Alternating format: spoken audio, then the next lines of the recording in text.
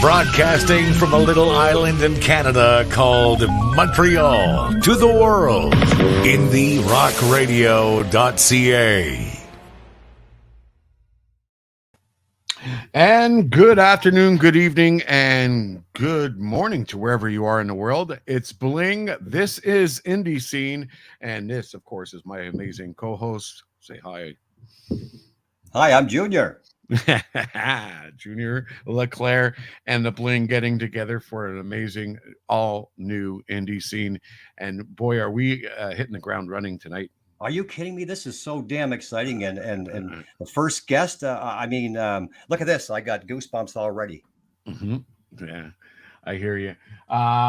Definitely a huge star. And you know what? If you don't know who this man is, you are living under a rock, because he is a Canadian icon, a guy who is synonymous when you say Canada. And legend. Yes. And we're talking about none other than Mr. Myles Goodwyn. That's it. And Myles Goodwyn, of course, lead singer of April Wine, and we have got him in studio with us here today. Are you ready to do this? Oh man, I've been all my life. Here we go, ladies and gentlemen. Myles Goodwyn.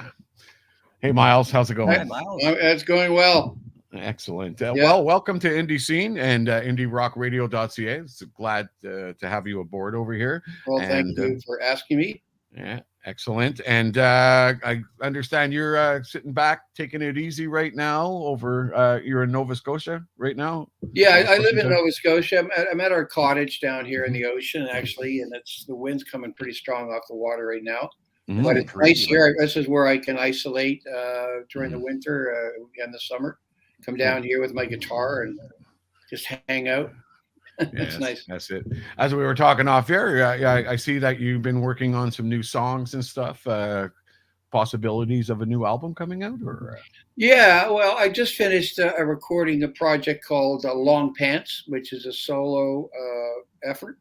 Long pants meaning adult music, and short pants meaning children. That kind of idea. Yeah, a lot of adult themes in it, and it deals with a lot of things that are important to me, like my family and stuff like that, reflecting on mortality. And, at my age, in my 70s, it's kind of a natural place to go, and it's just something I wanted to do. Same with the blues. For years, I wanted to do the blues, and I finally did it twice with Myles Goodwyn, Friends of the Blues, and Friends of the Blues 2. Yeah, I've written the third blues album. It's already written and demoed. It's called I Dream in Blue. And it'll be out this summer, but before that, probably later in the summer, but before that is Long Pants. Like I say, it's finished, pretty much finished, and looking forward to having that out in the spring. Do you find yourself that it's age, no pun intended, of course, in any bad way, Myles, that has led you in this direction, or you just been wanting to do this for a long time? Well, the thing is, the songs on Long Pants, because you mentioned family, so obviously very meaningful. So go ahead. I'm sorry. Yeah, it is. I mean, the oldest song is 40 years old in a month. Oh, wow. See there. I wrote it the morning that I got home from the hospital when my daughter was born. Her name is Amber, and the song is called Forever Amber. I came home from the hospital. Probably she was born at something like 1 a.m. or something. And I came home. I went right to the studio. I wrote the song, beginning to end, all the music, all the words, and then passed out. And I just got to record it, and it just hasn't changed a bit in 40 years. It's the same music, it's the same words. I had to change nothing. I somehow nailed, hit the nail right on the head way back then. And so, yeah, it's personal. It's not like it's all of a sudden something I wanted to do, but I've never really had any kind of outlet for songs like that. My son, my younger boy, was diagnosed with diabetes when he was barely 7.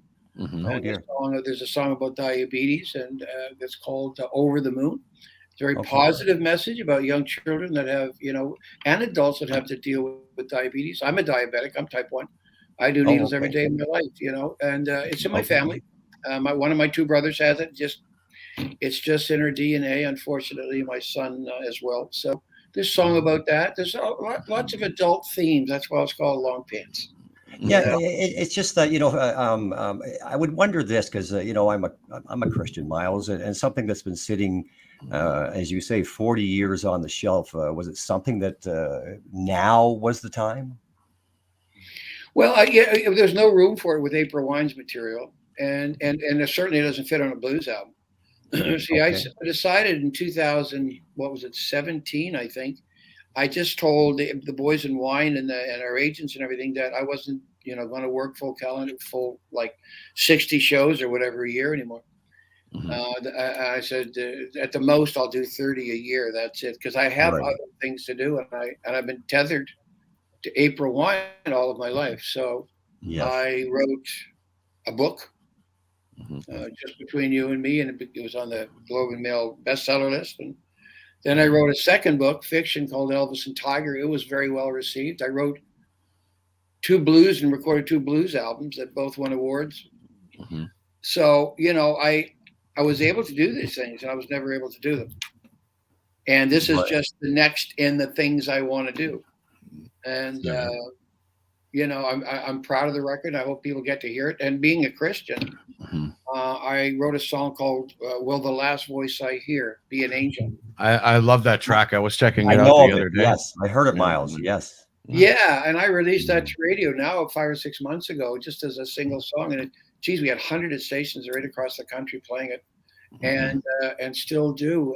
And so that's Myles, it's so needed right now, a song like that. And I've interviewed many rock stars in my time, my friend. But when you can get a song that's so needed and impactful, we got to get it played on our station. We have a lot of April Wine songs. You got to start listening more, Junior. We do play it. I did. I'm focused on other. I did send the link so that they can play it. If you felt like it. So. Okay.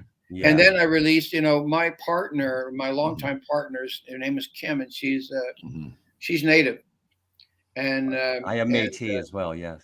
Yeah, Cree Assiniboine, and so she's part of my life, and her family's part of my life. They're my extended family, and so when they were discovering all of these unmarked graves of these young children, which continues to be a horror story, that affected me because it affected them. Yeah. And she knows people that went to the residential schools and so forth. So I wrote with my longtime friend Jim Henman a song called "Some of These Children They Never Grew Up," and again that went out to radio, and that got a lot of play, and for a really good issue. There's my dream catcher there, Myles. Huh? Okay. There's my dream catcher. I actually, my God, that's you just touched me. I really don't mean to interrupt. I mean that you really touched me because I had changed my focus a little bit in the last 4 years. So I had helped open up an Indigenous radio station and continue to do so in the last pre-COVID and whatnot. So I don't mean to interrupt you. It's just really so nice to hear that. Thank you, Myles. That's just very touching.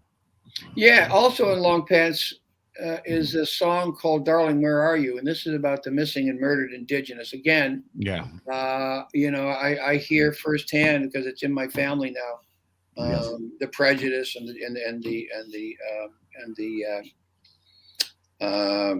hatred. Racism. Racism. Yeah. I work with Buffy St. Marie, and there's nobody on the planet, in my mind, that is a better advocate for change for the Indigenous people. Definitely. And on my song "Darling, Where Are You," Tom Jackson is on the record on the song. Wow. Yes. So he's iconic as well when it comes to Canadian Indigenous actors, singers, activists. He's Order of Canada. So he's on there. We're shooting the video for that down at Cape Breton in May. So these are important subjects. There's one about dying. There's one called "I Leave Today," and it's the last 2 minutes of someone's life. Well, I look forward to it. It'd be refreshing for the ones that I don't know on my ears.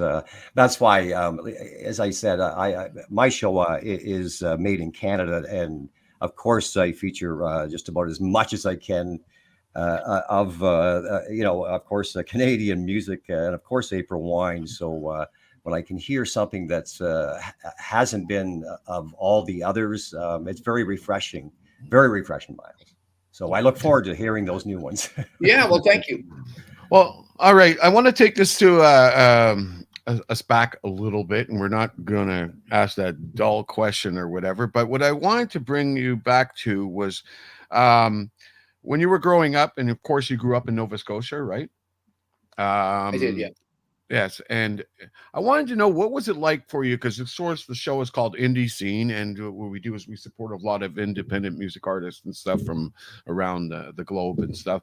And so it's kind of like a little bit of information thing. But what I wanted to touch on is as you were younger and so on, and of course you can, in your book you talk about coming from a pretty poor background, tough background, and things. What was that moment that you decided that I want to get into music, that I want to make this my life, and I want to make this my career? Well, I would say probably about the time, about 63, I guess, with the British invasion, led by the Beatles, of course. Mm-hmm. I think then, I mean, I'd been playing guitar before that. I mean, I was playing with bands when I was in my early teens. Okay. I was playing with adults, people like guys that had mortgages and kids and everything. And I was like, I was as young as I think is about 14, 15 years old. And I used to sing "Oh Donna" as the last song at dance hops, so that'll tell you how far that goes back. Yeah, that's it. But I think really, I mean, my mother died when I was 11 in 1959. Yes. So my refuge, my savior was music. Mine was hockey. I just wrapped myself around a guitar, which has lasted even till today. So, but when the Beatles came out, I think that's the first time we all realized that any of us could become not only the band and the singers, but we could write the songs as well, that whole thing. And so in 1965, I guess it was, I had a high school band called Woody's Termites. Which always gets a laugh or a chuckle, but that's what we were called. And we wore Beatle boots. Okay. We had reversible vests. We wore black with this beige brown, medium brown kind of a vest made of suede on one side, and the other side was like a wool kind of a light brown color. Okay. So, I joke and I say, well, the first part is that we look like cows, and the second half we look like sheep. But I wrote "You Won't Dance With Me" in 1965 when I was going to high school. Which by the way, we want to thank you for that song, because I'm pretty sure it's got a lot of people laid in high school. That's for sure. Yeah, you shouldn't listen to that without a condom in your wallet. Of course. Just in case. But no, yeah, I wrote that as a child. I mean, you're 15 years old. What do you know? Yeah, we all know about Puppy Love, and it's as heartfelt as anything you'll ever feel. Yeah. And definitely. So I wrote that song, and April Wine recorded it in the mid 70s, early 70s, something like that. Breakthrough was could have been a lady more than anything else back in the day, Myles. A brief breakthrough. That was on her second record, called On Record, and that song was brought to us by Ralph Murphy, who passed away last year. He was the producer and so forth. An amazing career, and he passed away last year, as they say. He brought "You Could Have Been a Lady," which was a hit in England for Hot Chocolate, who we know them for "You Sexy Thing" and some other songs. So we covered that, and that broke the Billboard charts. Put a dent in that, but it didn't really mean much to our career. We didn't take advantage of it. And I was very upset because we were so busy breaking up at that point because nothing was going right. And this would have been in 72. And I wrote a song for the next record called "Electric Jewels." And it was about, we were the jewels in the hands of fools, and the fools was management and the record label. Because they didn't take advantage of that opportunity when the door closed, and then it was years before we could break through again. That LP, how can I put this, Myles? And I'm going to say, like I say, I've interviewed lots. Electric Jewels is got to be one of the most unrecognized LP, because this is internet radio, in the fucking world. All of that whole LP is. And I'm going to say this again, Mr. Myles Goodwyn, I don't blow smoke up anybody's ass. I've been doing this too long. So impactful. I don't know how it didn't become bigger than what it ever was. Over, in my opinion, it knocked me on the head, but more than the other ones. It just, there was something about Electric Jewels. And I understand you got your guitar back that was on that LP as well. Yeah, I would have been on that album. Yeah, my guitar was a Melody Maker, a 62 Melody Maker that was stolen. It was disappeared for years, which I bought in 1968. But anyway, Electric Jewel, it's a funny thing. You were probably very, very young when you heard Electric Jewels. I'm 61. So how old were you in 1963 when Electric Jewels came out? Oh my God, Myles. So there you go. So you didn't finish high school, did you? No, I didn't. No, I could tell you don't know the math, right? The math well. I'm just kidding. I'd explain that all I love the humor. I would explain it all to you, but I don't have the time or the crayons. Seriously, sometimes when we're very young and we hear something for the first time, it can never be better than that. Yeah. I mean, when I first heard Bowie, I was such a fan, and it was an influence on Electric Jewels, no question about it. Okay. And for Jim Clench, that was part of that period, who sang and wrote "Ooh What a Night." Yes, very Bowie in the lyrics. Cat's Claw, very strong influence of Bowie from that early period. And because we were a lot younger and so impressionable, you get to feel everything you did after that for a while was like, oh, that's not good. That's no good. That's not as good as his old stuff. But it was as good, if not better. I mean, everything Bowie did was brilliant. So You Opened Up My Eyes was a great ballad. It one of my favorites. You Opened Up My Eyes is a wonderful, wonderful song that Jim Clench wrote. He didn't write a lot, but he wrote some really, really good songs. And he passed away, and cigarettes killed him. I don't know how many years ago it is now. I don't know, but he was a very amazing man, a very unique vocalist. He sang Cat's Claw. I mean, he sang "Weeping Widow" for folks that don't know that song. He's a bass player for April Wine, and he was wonderful. He also played with back at BTO for a while. Right. So for me it was, sorry, I'll just say this, Bling. Electric Jewels, Myles, was just one of the most impactful albums for you. Definitely underrated, that's for sure. Well, I really do appreciate that, and I really do like some of the songs. For me, people say, what's your favorite? Well, one of them comes right to mind is just after that. It was an album called Stand Back. For me, that was like the beginning of things for April Wine to take off. We started producing ourselves. I produced that, and there was so many. It was our first chance to write an album and record an album. Before that, it was just a collection of 2.5-minute songs for the most part. Somebody else was producing. Ralph was producing, and he would bring in songs, and we'd all be trying to write hits. And or I was, and so we wrote enough to stay on the radio and keep our career alive for sure. Right. And then Stand Back was that corner we turned when we see everybody else making albums, concept albums, big albums. They weren't doing 2-minute songs anymore. I agree. Yeah, that was really old school, man. We had a formula where we had so many seconds for an intro.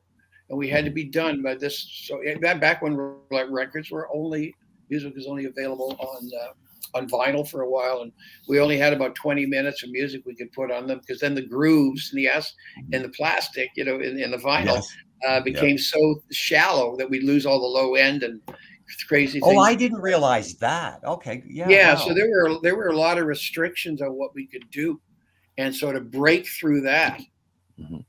And just join the rest of the world and just do what you want, write what you want, produce it the way you want. And Stand Back was that album for me. And it's a lot of April Wine fans' favorite albums. Of course, then other albums after that are also favorites. So Harder, Faster, and Just Between You and Me. Or no, that's a song. I forget what it's called. The album with Harder. FM was starting to become more popular, so I did a bit last week there in regards to we were going to be able to get the longer songs played, so that helped a lot. Oh yeah, and with Hey Jude, remember how long Hey Jude was?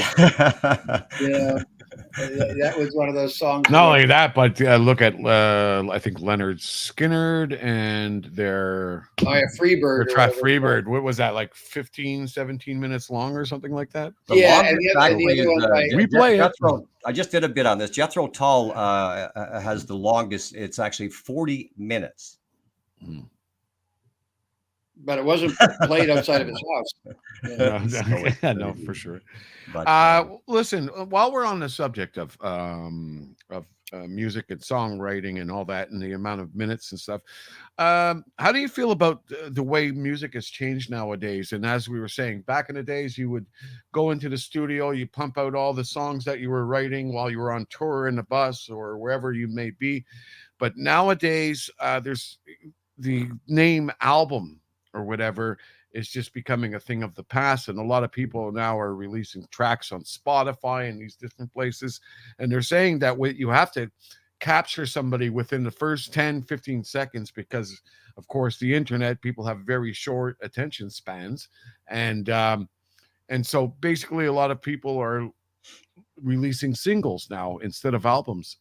What do you think about how you've gone through this whole 50-year career and how things have changed now? How do you? Well, in one respect, it's back to what I was talking about a second ago. If you don't grab them in the 13 seconds, you're going to lose them. That's why we had to be so specific in the intros back in the old days. A song had to sound used to be really catchy. You had to be really catchy in the first 10 seconds. In the homegrown Q107, when it was 7 seconds, they were allowed. Yeah, something like that. And you wanted to make it sound like nobody else's. If you only had 7 seconds, you wanted to do something. Okay, I'm going to exaggerate. Let's say "Ooh, tonight," ding, ding, ding, ding, ding, ding, da da da da da. And that, well, of course, that story, as I've heard in many different interviews, these guys literally took a bell off the wall and brought it into the studio and just started clanging on it, right? So, yeah, which was a really cool thing to do. Yeah, as it turned out, that's a Jim Clench song. Yeah. Oh, again. But as far as I just was telling you folks that I was, I released a couple of singles without an album from Long Pants. Tonight's the Wonderful. I mean, well, the Last Voice I Hear, Be an Angel, and some of these children, they never grew up. I released those too, and also a Christmas song. Jim and I wrote a Christmas song called "Ring the Bells, It's Christmas Time." And we released that across the country. We got a lot of stations on that song, and we probably will every Christmas, because the indications are there that people really liked it. So I understand the usefulness of it. I mean, the downside for me is, being an old guy, is like I really like to get albums where I could read all the notes and see all the pictures and all the information from where it was recorded to who wrote the songs and everything about that record, pretty much, and the beautiful artwork, and to be able to put your hands on it. I miss all that in albums. Yeah, I do too. And I read books, and I read books. I don't read them on a tablet. I read a book. I want to hold it in my hands, and I want to turn the pages, and I'll go, where was I there? And I want to be able to do that in a very practical way.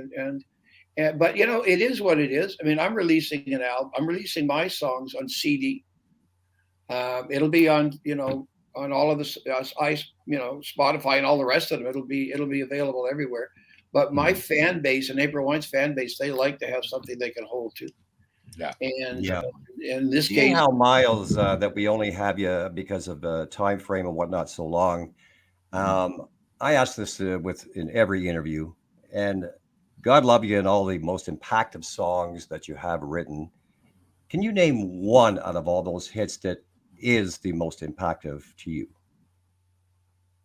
In what way? What do you mean impacted? What way? He's frozen. Yes, I see he's frozen. You're in the headlights right now. He's right in the middle of the boondocks in Ontario there. So you'll get back with us in a sec. I think what he was trying to say is, like, out of all your music or whatever on the playlist, what would be, I guess, more of your favorite song to play out of all your well, see, it depends on where the questions, what he meant exactly. But I mean, it's really kind of obvious for the most part. Just Between You and Me is such a big hit. People love to hear it. But playing that song is really nice.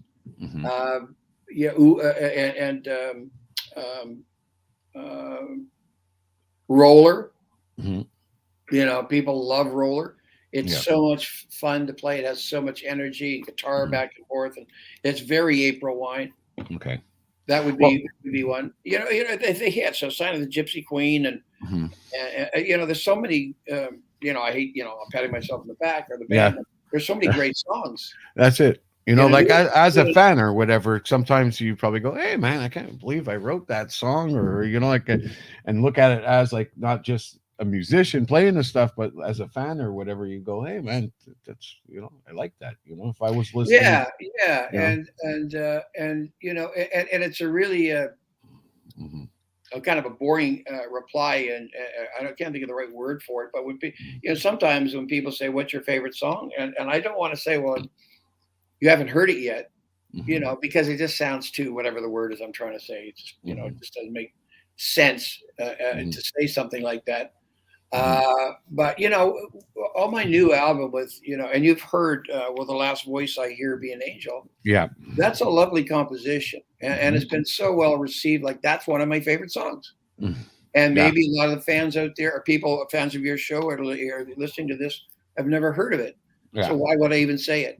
It doesn't make any sense. So the ones we know and can relate to, like Roller, Just Between You and Me, Gypsy Queen, Who Would a Night, those are meaningful songs. Yeah, and this one is your most recent meaningful song or whatever. Where did you come up? Where did you just all of a sudden, like, you know, it is out of your character, whatever, to just come out and with a track like that, especially the words. It's kind of like contemplating, okay, I'm at that part of my life now where I'm older and I got so many years left or whatever. It's like, you know, at the end of it all, will the first thing I see be an angel? You know what I mean? Well, the first voice I hear be an angel. Yeah, voice. Yeah. Yeah. So lead me into it. Tell me about how you came up with this. What happened was that I'm part of the Christmas Daddy show here in Halifax, and I have been since I've been back. Okay. And the last one I did, we did a song called not this past, but the year before, we did a song, a Gene McClellan song, "Put Your Hand in the Hand." Okay.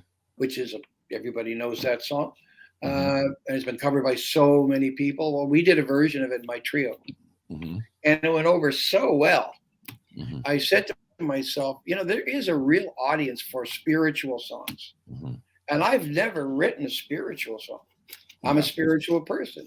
I can't say, you know, I'm not a churchgoer. I'm not like that at all. I'm not a religious person, but I'm spiritual. So I said, I wonder if I could write a spiritual song, and I did. Oh, listen, you know, there is so many different choices when it comes to religion and stuff like that. But yeah, I think a majority of people nowadays are more on the spiritual side. I think it's all just about believing in something, you know, because you can't just look at the earth and go, oh, you know, there's no such existence, or like, how the hell we get here? You know, there has to be some sort of creator out there and so on, you know. But yeah, I was really touched by the songs. I enjoyed the words and so on, how you wrote that song, and it was really good. Now, I also want to dig into the your songwriting, because of course you're known to be like a guy who can write a song on the fly, right? And where does this stuff come from? It's like, it's just like part of your psyche or whatever, where all of a sudden you're walking, and my head sometimes is like a radio, you know, like I'll have tracks playing all the time where somebody will say something and it will take reference to a song I've heard and so on. Where does the music come to you from? Well, I think most songwriters that are, you know, that have been writing a long time, and they're prolific. You know, I've written a lot of songs, and I continue to write. Is it comes from everywhere. Yeah. Welcome back. It comes from everywhere. I mean, when I explained what I just said about Angel, is because I said, well, I've never written a spiritual song. I think I will. And the only kind of spiritual song, not religious, but spiritual, the only thing I could really relate to in that sense is what I wrote about how I feel. Will the last voice I hear be an angel saying, take my hand and walk with me, you know? And so I said, yeah, I can live with that. My partner, who I mentioned is native, she is very religious. I mean, she is in every sense of the word, but you'd never know it. You'd never know it. And I like that about her. I think it's wonderful that she has that faith but doesn't talk about it. And so, sometimes when you write in Nashville, when you work for Nashville and you're part of that whole system, I know quite a bit about it. I've been there and I visited the publishing house and so forth. Ralph Murphy, who produced early April Wine, lived there for years and was a very important part of that whole system down there. They write, just hearing a phrase, they'll say, "Oh, just between you and me." That's a good place to start. And then they get together and they write a song right around that phrase. Enough is enough, which I wrote. Sometimes you'll just hear a phrase, and that'll get the wheels turning. Often, for me, it just comes from anywhere. It can be in the mall, about driving. You can wrap yourself around a guitar for days and days and days and come up with nothing. That's what I've told people for years. I still believe it. When you're writing a song or trying to write a song, I think what you have to be more than anything is very positive. Because it's so easy to say, "Oh, I've heard that before." And, "Oh, that's not right. Oh, geez, he did it and he didn't. They did it." And no, once you just let it flow, let it flow, let it flow. It's the same thing when I was writing books. Is that Stephen King, the author, had a great advice, and that's like, don't edit yourself. Just let it flow, let it come out. And that's what I did, especially writing Elvis and Tiger, which is about golf. Elvis, Tiger Woods and Elvis Presley, you can imagine, having a round of golf together. And as I started writing it, I didn't edit to myself till I was done. I would just type, on my laptop, just go. And then at the end of it, when it wasn't flowing anymore, then I'd stop and take a look at what I did. Writing songs should be like that. You should have an idea and don't be hard on yourself. I mean, you can be hard on yourself later. You can criticize it later and work on it and massage it and make it work or not. But at first, just be really open to whatever comes out. And what I like to do, and probably not a lot of people do, but I don't know. I like to write best when I get right out of bed. I like to have my coffee. And for some reason, I sit down with a guitar. My mind is more open to anything that's coming my way, being channeled without interruption, if you will, by myself or some outside influence. So I like to write in the morning. And the other thing that people don't realize, or they do if they read my book, is just between you and me, is that I write on acoustic guitar. I wrote roller acoustic guitar. I like to rock acoustic guitar, everything acoustic guitar, except for some piano songs like A Lover Like a Song or Coming Right Down on Top of Me, songs like that. They were clearly written on a piano. Yeah. But otherwise, I sit there with my acoustic guitar, go and I know that when I take that music into the studio and plug it into a Marshall and I crank up a Les Paul, when I go doodle doodle doodle doo, it comes out like roller. Is it defined primarily, or what has it been in regards to the lyrics first, Myles? That has always been. Oh, it's a combination of everything. It's really nice when you get a little bit of something, then you can finish it off, right? Like talking about songs that like Just Between You and Me, that came very fast. That's an example of a song, just a melody, and I think I got Just Between You and Me like right away. And then I said, "Oh, this is going to be a song. I know it is." And then work on it. And songwriting is a craft, and I'm okay at it. There are people that are brilliant, like Elton John and Sting. They're brilliant. They're another planet. But I do okay. And that's by being positive and working hard at it and understand what you really need in a great song. And it isn't always about a great song for you. It's about a great song for me. I don't write for you or the public anymore, right? I don't. I just write for me. Yeah. And on Long Pants, I've got a song for every one of my children. I've got a song. The oldest one is 40 years. I have one for my partner Kim, and so forth. And one about mortality, one about spiritualism, and so forth. We lost him again. I find that for myself, and it started really with the blues stuff. Is I just write for me, and all the blues stuff. And when the wonderful label, wanted to put it out, and they did, and they had any suggestions about changing anything, I said no. If you want it, it's as is. I spent my whole life being told or influenced by the record label or something telling me, no, try this, do that. I don't do that anymore. I just write for me. Very selfish, but I've earned the right. No, it's fine. But listen, after such a long, vast career or whatever, would you have changed anything? I mean, musically, I mean, within the band and so forth. Well, yeah. I mean, I wish that, April Wine hadn't gone through so many changes. I think my biggest regret was taking that 9-year hiatus in '84. Okay. I mean, I clearly needed a rest. I mean, I've been working as the writer and the producer and everything else, as well as a member of the band, so hard for so many years. And one album followed the other like that. It was just, that's the way it was. Okay, you finished one April Wine. We need one immediately. So I'd come off this long tour and go back to the studio, writing songs and bringing them to the studio. So at that point, I had enough, and there was some other things going on. And I wish that we'd just taken a break, maybe for a year or something, or a little break from it. We lost all that momentum, and I know it was very hard on the other guys. And in retrospect, that's the one thing I would change. That's it, eh? With Gary Moffat, Jerry Mercer, Steve Lang, and myself. Unfortunately, Steve Lang passed away. You may have heard about that, yeah. So sorry again, boys. I'm on Georgian Bay, Myles. I'm sure you're familiar with this area, and the winds. We got a big windstorm, so I apologize. His little TV antennas flapping around outside. Just kind of hold on tight, because we keep blowing you away. We keep losing you. So, I got a lot of water coming off, a lot of wind coming off the water here too. Well, we got rains, and there's supposed to be winds and snow coming in. It's going to be treacherous tomorrow on the roads, that's for sure. Now, while we're on that subject or whatever, here's a tricky little question. But if you had many different changes in the band, many different musicians have played for April Wine, if you were able to grab a bunch of guys out of that group, what do you think would be your dream?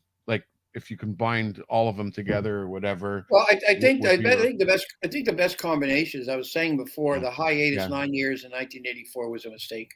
Yeah. It would have been nice to take a little break and continue with Gary Moffat on guitar, Steve Lang on bass, Jerry Mercer drums, myself, and Brian Greenway on guitar. That even though, as much as I love Jim Clench,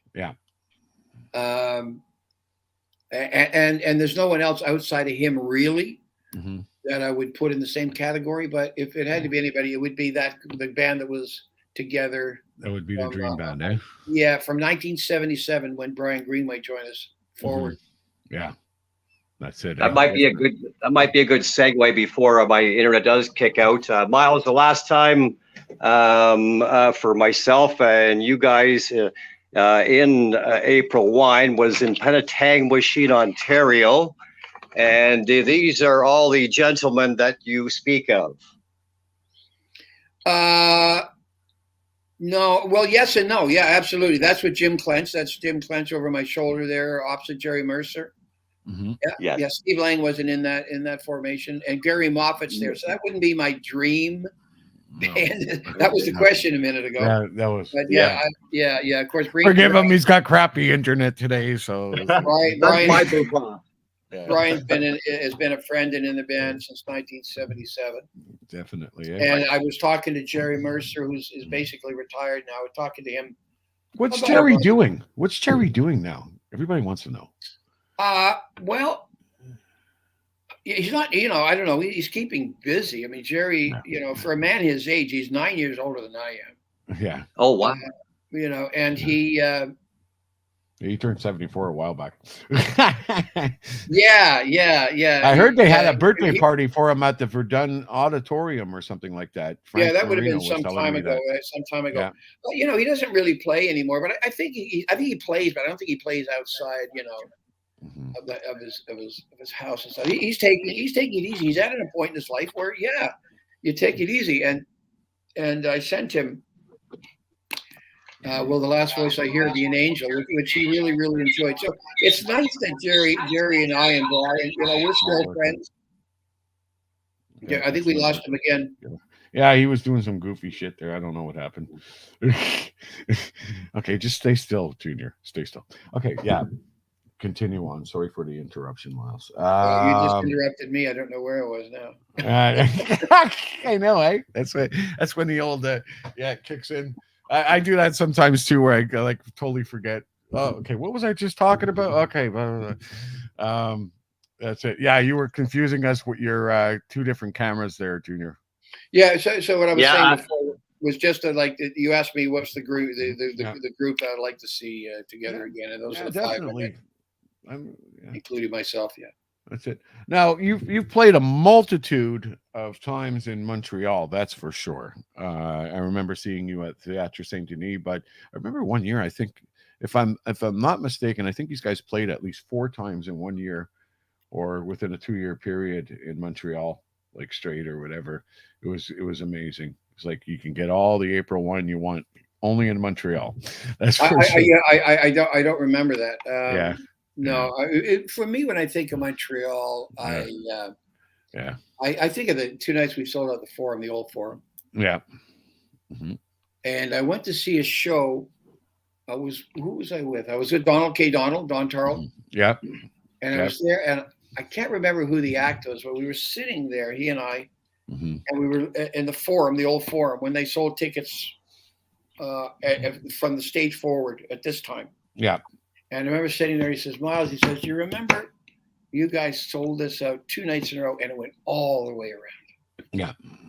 And that was with that would have been in 1979, 1980, and so that's my favorite memory. I mean, we also did what's that outside venue? Place de Nation? Place des Arts? Place des Arts. No, Place des Arts also is a really nice venue. Yeah, it is. It's a great soft seater. Yeah. I mean, I did a lot of shows in Montreal. I care not to remember, and some of them I just don't conveniently. It's okay. Yeah. So Montreal is like, it's different from everywhere else, and it's changed over the years, and it isn't necessarily my favorite place to play, I have to say, but that's a political thing. But I have great memories of playing in Montreal, and one of the first shows that we ever did was this outside venue, Place de Nation, and it was a full moon that night. We were outside, and we were on the bill was Andy Gibb. Oh, geez. From the Bee Gees. Yeah. And he didn't live for very long. He took his own life. It was really sad. Yeah. But I remember him pulling up in a big limousine, and we were new. We'd just been in April. This would have been 1971, I think. And he showed up, and he had this entourage in the limousine. And I remember turning to somebody and saying, "This is great. I'd like to do it like this next time. Start at the top and work my way down." But I thought it was funny at the time. But then he was dead a year later. I felt bad about what I said, but not that I should. But anyway, yeah. So that was a great venue. That was a great night. Jim Henman was playing bass. Jim was an original member. He was only with us for a short time. After one album, he decided this lifestyle would kill him probably. So he left. What about the original band members from the first April Wine? Did they, any of them, ever express that they regretted leaving the band, after the whole career? No, it didn't go down like that. Yeah. It's in my book, just between you and me, though, the details of it all. But basically, Richie Henman, the drummer, did a good job when he was in the band, but he wasn't a great drummer, and he didn't have the passion that some of us had. Yeah. And I realized a change had to be made, and I brought in Jerry Mercer. And anybody knows about Jerry Mercer, he's one of the best anywhere. He's iconic as a drummer and everything. Yeah, I'm good friends with his son, Sean. Right. Sean Mercer, who also plays drums and is quite the kick-ass drummer himself. Yeah, he's a good drummer. He is. I hear he's a good drummer. And then, I said to Richie Henman's brother, David, who was in the band playing guitar, I said, "You can stay, but I got to change Richie." And he said, "Well, if Richie goes, I go." I said, "Well, it's really up to you." And he said, "Yeah." And then I brought in Gary Moffat. V goes, I go. There you go. Hey, It was my brother, and they had a band or two, but nothing really took off after that. Yeah. And David and we still communicate. We're okay with each other. We're friends. And Richie went on to do something else, a very straight gig that he was extremely good at, and he did it for all of his adult life. And so he's in a very good place today, you know. Yeah. And drumming wasn't his thing, not really. And I knew that, you know. So. Well, definitely. Listen, you can never. I always say, never have regrets. The path is there. You know what I mean? It's like all this has been worked out, and there's got to be a reason. Like even though you went through all those changes and everything, April Wine is still synonymous across Canada. You've played all over the world. You've had an amazing career. One of my favorite questions to ask every artist that I interview, and I started this off with DKD, believe it or not. I asked him what his favorite moment of all time in the rock and roll business was. He told me he was at his house. Keith Richards and Mick Jagger come over to his house. His wife says, "Should I call a caterer?" And Keith Richards puts in a freaking apron on, right? Starts cooking a tomato sauce in the middle of the kitchen for him. So he says that was his greatest rock and roll moment. So what is your greatest rock and roll moment, Myles? Well, it's not that good. How do you beat that? I mean, I could say one of the, you know, it's a tough question. It'd be something like that. Yeah, that's an easy answer. Yeah, Keith Richards was cooking for us. But I mean, I working with the Rolling Stones in 1977 at the El Macombo for 2 nights, meeting and talking with Jagger and the rest of the guys in the band at that time is a real. I was going to say, yeah. We recorded live at the El Macombo, and then they took us down to the States, did some big shows, 40,000 people, things like that. That you know, that really does stand out as exceptional in the career of April Wine. That opportunity, that experience, which again is written in my book. But. Who's your greatest influences when it comes to like music or guitar? Oh, that's easy. I mean, the Beatles. I mean, it really was at that time when you know when I was playing. You know, I was playing. I mean, I could play Elvis Presley. I could play the great old country songs because I grew up on them. Yeah. But it was what it was. You know, I can do Elvis. I can do the Everly Brothers. I can do this. I can do the Beach Boys. I can do all this shit, right?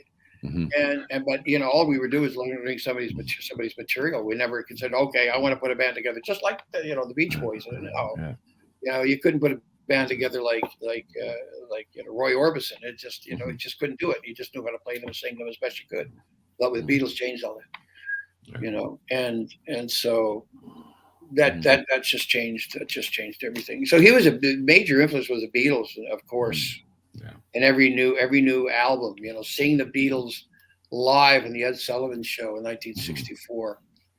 So I saw Elvis Presley live on Ed Sullivan in 1956 when they filmed him from the waist up, and that whole thing. I was in front. I was in front of a black and white TV in Waverly, Nova Scotia, mesmerized. With steel wool on the antennas and slapping every once in a while to get a good signal, right? Yeah, kind of moving it around. Yeah, that's it. Okay. Nobody move. The best part was when your father made you stand there and hold the fucking antenna. You're standing there like this, like, don't move. Oh, yeah, sometimes you'd hook up a coat hanger. You'd get a coat hanger and open it up. Yeah, that's right. Sure, I remember trying to get on the UHF and get the Mickey Mouse Club when I was young. You know, trying to get that. Oh yeah, I remember that Howdy Doody, and all those TV shows. Yeah. Grew up on Captain Kangaroo and the whole works. Yeah. Anyways, so yeah, that's cool. Any questions, Junior? I just can't help but before I do apologize. The damn internet in today's world, Myles, sometimes it happens anyway. Do you ever sit back and actually really realize for real, Myles, how impactful the songs that you have written over the years have been to so many? I don't know how to answer that exactly. I know that we've, you know, when you use the word legend, like you did introducing me, he's a legend. Well, you get that by being around a long time. You know, you do. And you earn that. And you have more than earned your stripes, sir. Well, yeah, but I don't think of it that way. Sometimes I do, in the sense that if I'm doing something, I do what I want to do, and nobody can sway me otherwise. I've earned that right. I've been around a long time. I did what I had to do for everybody else. Now I just do for me. So that's one of the things that I appreciate. But when people tell me a lot, oh, you were the soundtrack for my youth, and I got laid for the first time to one of your songs, or whatever it might be, or you were my best concert, my first concert, all that time. I realized sometimes, Jesus Christ, it's been around a long time. And the other thing that really reminds me of how long we've been together is when I remember who we've played with, who we've shared the stage with. I'll just off the top of my head, T-Rex.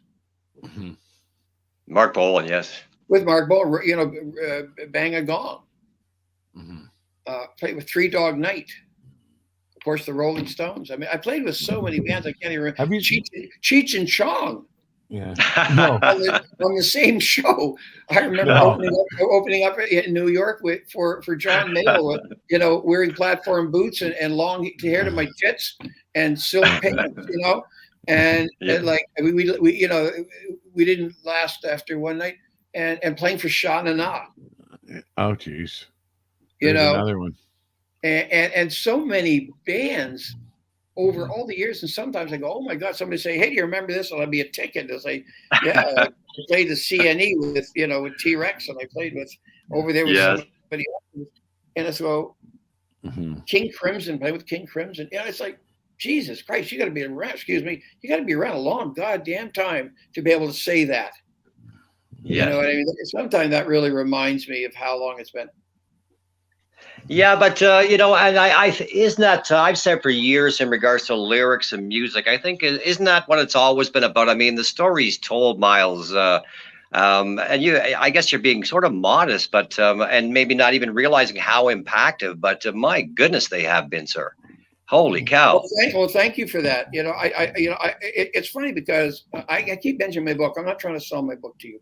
Oh no, we'll get it out there. Don't worry. No, we want people to check that out. When you get a chance, they can if they want to. But I was going to say that what was wonderful for me is that those little blurbs that they have at the beginning of a book. They're like, oh yeah, this is a must read, and quotes from people. I had 23 or 24 blurbs at the beginning of my book that covers almost 3 pages from so many musicians in this country. And outside of this country that I didn't even know they ever heard of us. From athletes, some athletes, a couple of politicians. I mean, they just kept coming in. Yeah. One of them was, of course, the lead singer of the Guess Who. Burton had something. Burton happens to be Alex Lifeson and on, and it's like, wow. This is freaking awesome. And the other thing too, when we go to the States and we play on these bills in modern times, some band will show up early. Some band that I own their records, they showed up early because they heard we were on the bill, and they've never heard us, and that we were a big influence on them. And I go, no way. And they go, oh yeah, man. Oh yeah. I wore out harder, faster. Or the Nature of the Beast or something, and these are bands that I had no idea they ever heard of April Wine. Wow! But I knew their music; they were successful. Oh, geez. I mean, I worked with. What a lovely compliment. Yeah. It is. It really is. I mean, again, going back to people I've worked with, like when I think of like Rick Derringer, that's a real trip thinking about that, because I work with Rick a lot. And I get some stories I can't tell here, but I mean, he sang and recorded "Hang On, Sloopy." Yes. I mean, how old is that? Yeah. Never mind, rock and roll hoochie coo is still a staple. Of course it is. Of course, and believe it or not. And I work with the Winter Brothers, with Johnny, and I've worked with Johnny, and I've worked with Edgar. And those guys are legends and iconic too. And I've been around. I've been shoulder to shoulder, sharing stages, backstages with them. And sometimes when I think about those kinds of things, Like I called Rick when I was doing when my son was diagnosed with diabetes. If you don't mind me telling the story briefly. No, please. You know, and I said, I said to Rick, and he was diabetic, and I said, Rick, I said, my son was just diagnosed with diabetes. Would you say something to him? Something nice, you know, encouragement or something. So sure. So I called Rick, he's in Florida.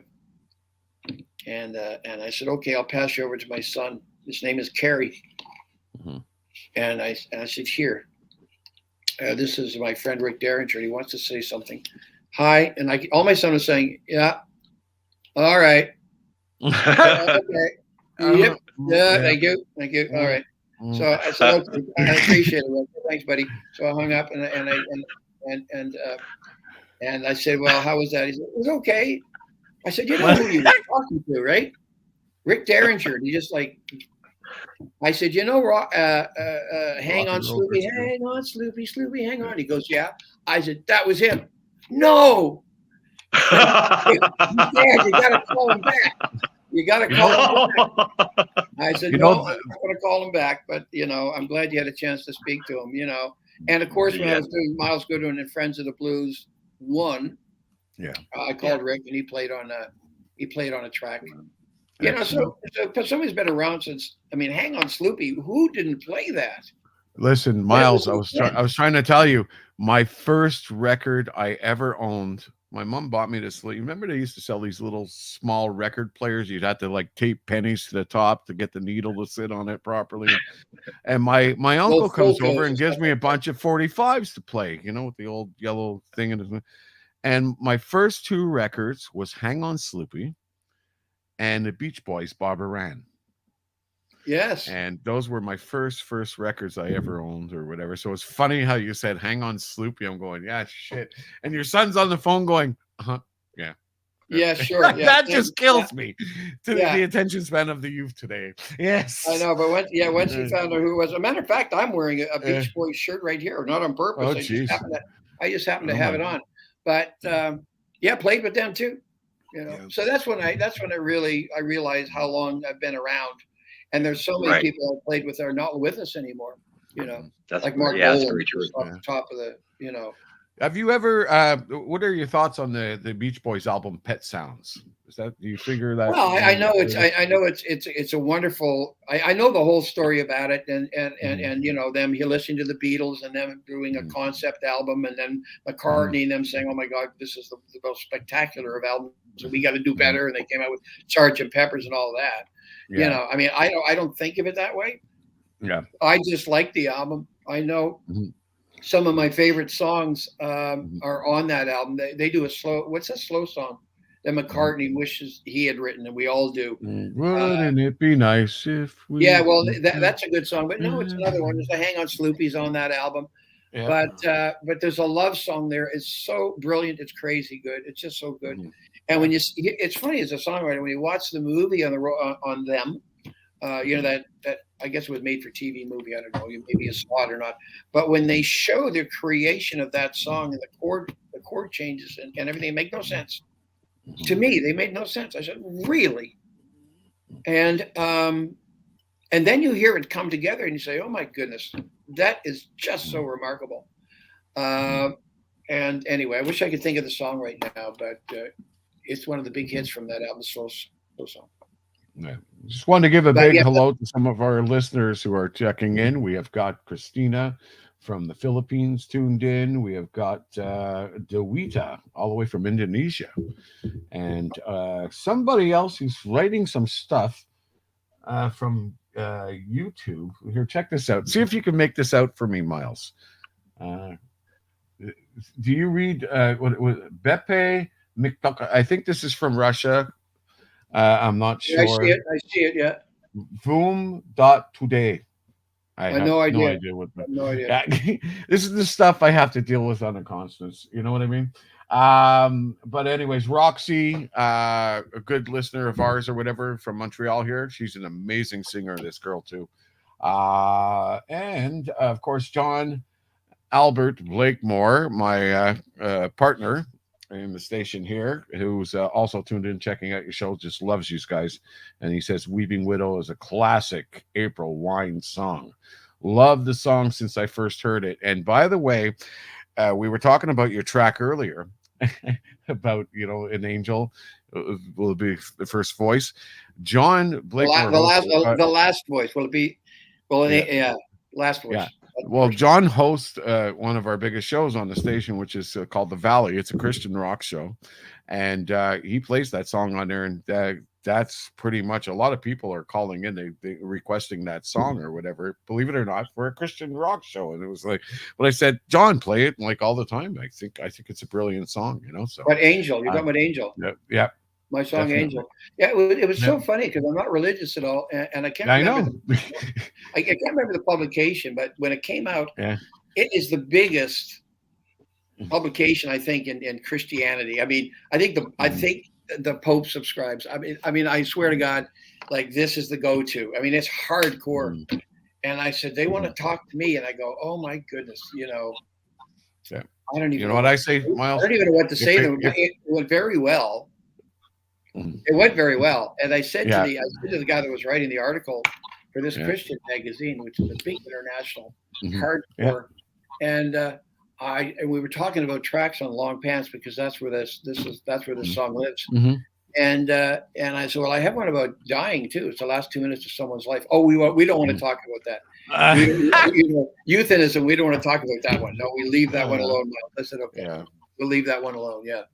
Yeah. Anyway, God Only Knows is the song I was trying to think of. Oh, God Only Knows How I'd Be Without. Yeah, that song there is what I think of Pet Sounds is that song. Yeah.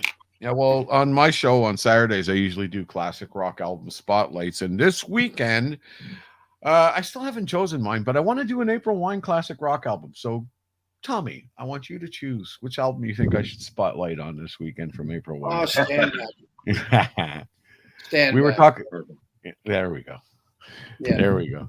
So, anyways, Junior, any more questions? No questions. I've mainly, it's just been great to find out that you're still musically keeping yourself busy, Myles, over all the years and whatnot. And it's been great to be able to have the music that you've put out.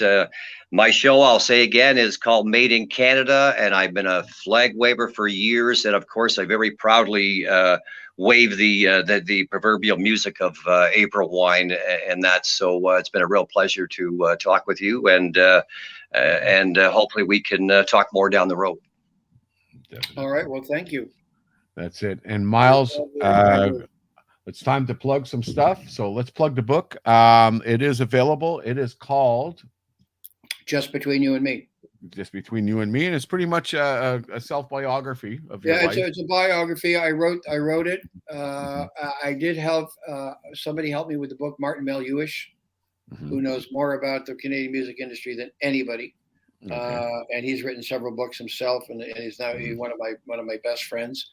It's one thing for me to say, okay, I played with Neil Young in Germany in front of 40,000 people in 1979 or something, and I can tell him what it was like from my perspective. But he'll come in and he'll look at the whole thing. So he's really good at sourcing information, and presenting it properly, and and of course everything else I wrote. I mean, the words are all mine and everything else, but and I would help with him with the editing of that information, because I didn't want my book to be weighed down too much with all these facts and things.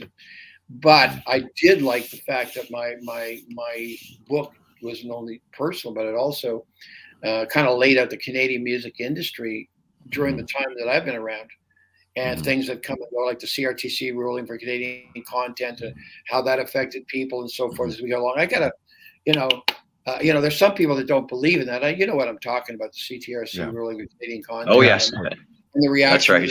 We're radio people.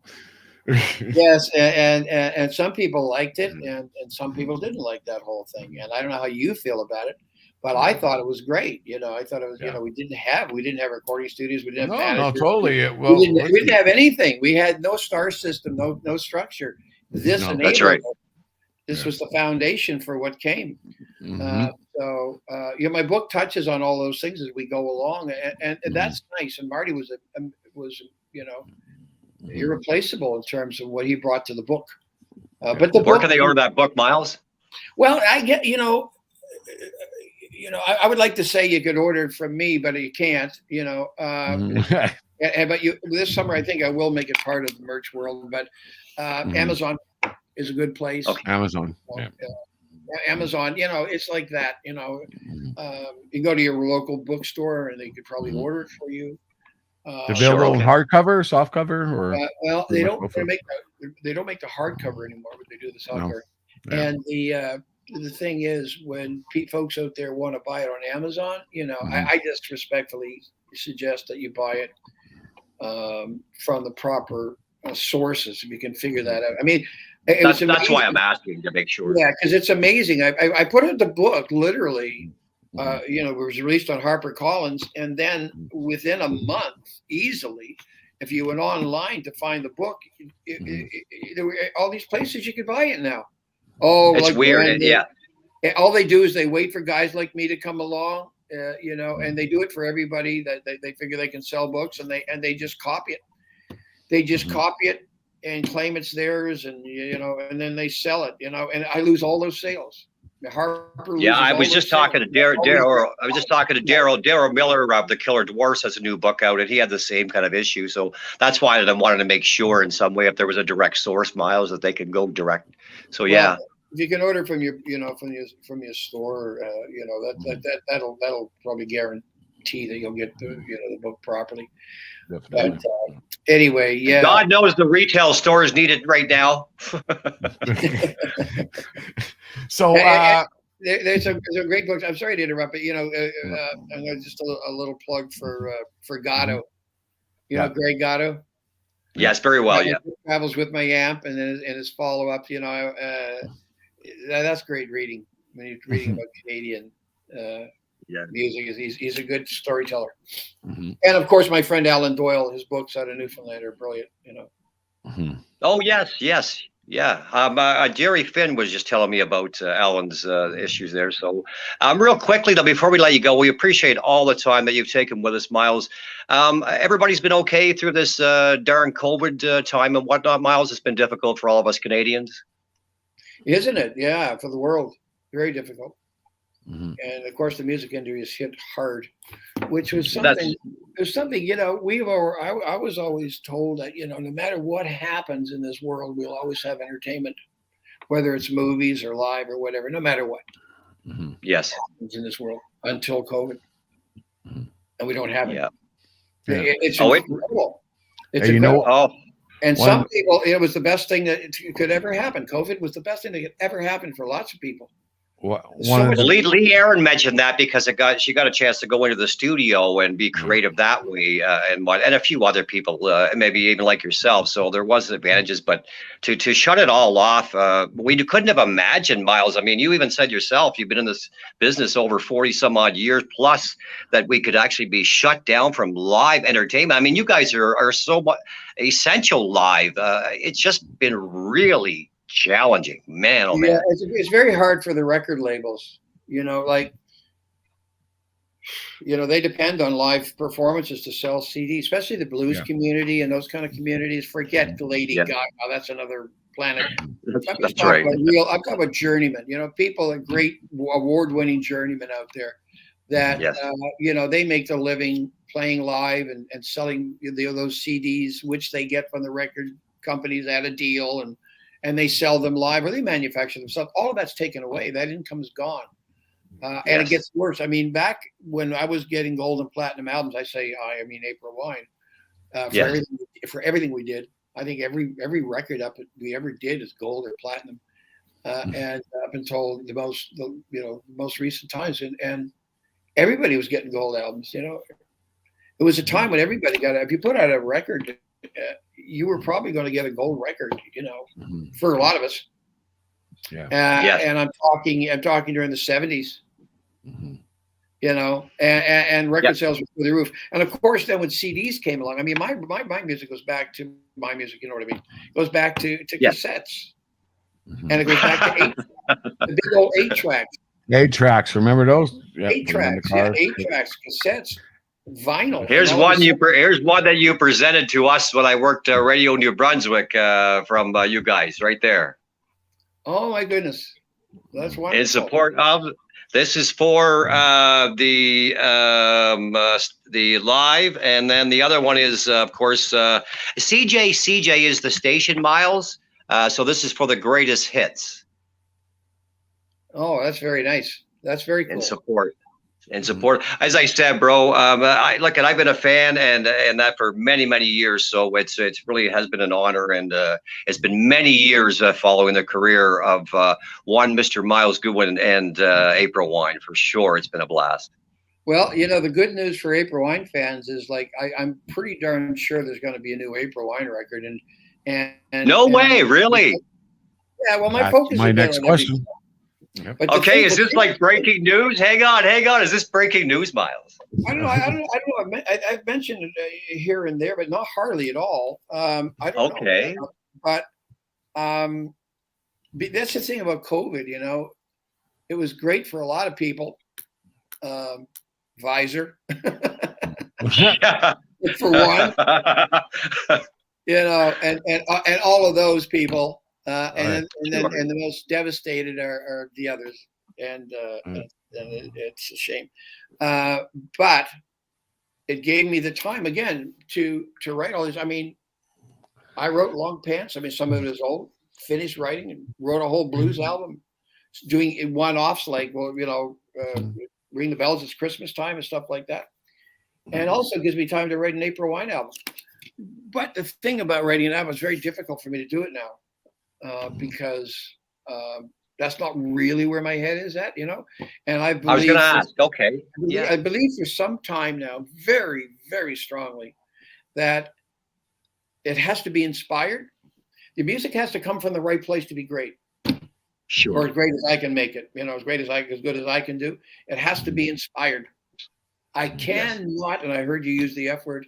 I cannot write songs that mean fuck all to me, I mean, I can pretend, that, I'm after a chick and she's really hot and I can't get her or something. Right.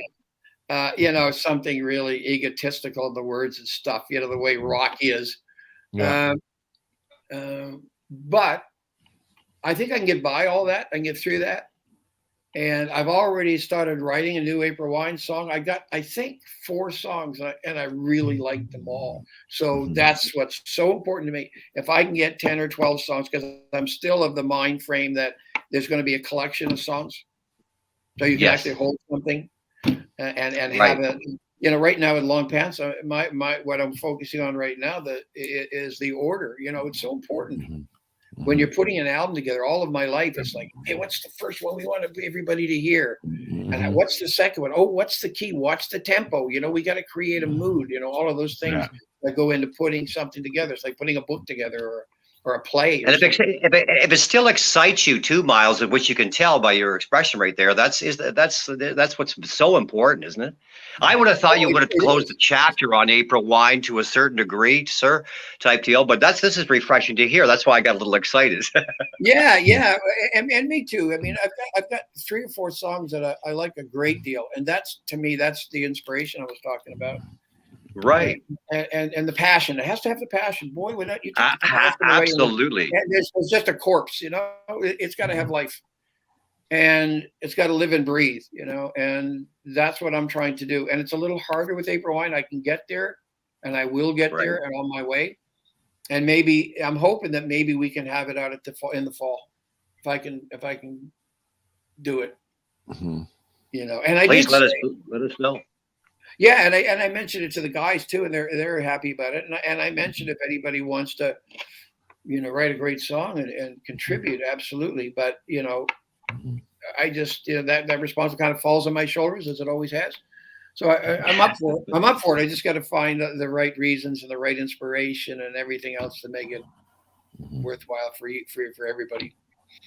Well, it's very refreshing also to hear, Myles, after all the years that there is something that still lights the fire.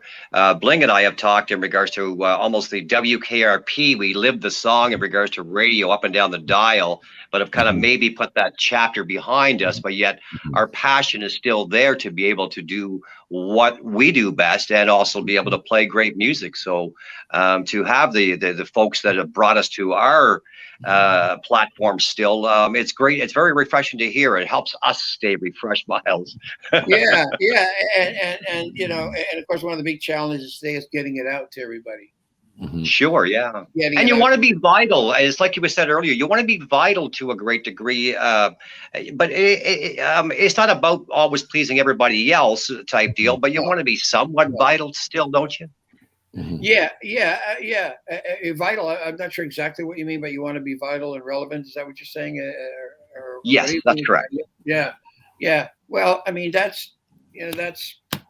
comes with the territory. I mean, if you know, and I do a blues album, first one in my life. It took me all my years. I didn't do that till I was in my 60s. Which, by the way, the songs were freaking. Some of the song titles were quite hilarious. Was it something about? But I love lyrics, and that's. I love the way you walk away or something. I forget the name of the hate title. to see you go, but I love to watch you walk away. That's it. Yeah, and songs like you know, I'll love you till death do us part. Yeah. You know, tell me where I've been so I won't go there anymore. It was a wonderful exercise in words, and that's when I really understood how important it was for me to write something meaningful to me. I mean, I'll give you an example with the blues album when I wrote a song. I'll think of the song. The story is that I'm writing the song, and I was channeling the Grapes of Wrath. You know, the book or the movie. Grapes of Wrath. Yeah, the author John Steinbeck. Steinbeck's my favorite writer, and I remember what it was like watching the movie and reading my book. I have all of his books. I read all of his books several times, and he wrote out of California. And I wanted in this song to be able to get that feeling, that old-fashioned feeling that when things bothered us, we didn't go on a self-help group on the internet. So you're here yawning. Sorry, I won't be. No. Sorry about that. It's because I do construction during the day, Myles. Oh, that's all right. I loaded all that. I just pounded out over 1,000 pounds of concrete today. Well, I'm so sorry, but the bottom line is every word counted. So I had to channel things that brought me to that place where, like in the old ways, like my dad and so forth, it's like you had a problem, you dealt with it. You know, we were a little too tight on that, I suppose. You know, but anyway, you know, everything I wrote on the blues albums, every word meant something to me, or meant something. Sure. You know. Anyway, that's all I wanted to say. I love that line, though. I love that line. You know, I hate to see you go, but I love to watch you walk away. It just describes my personality totally.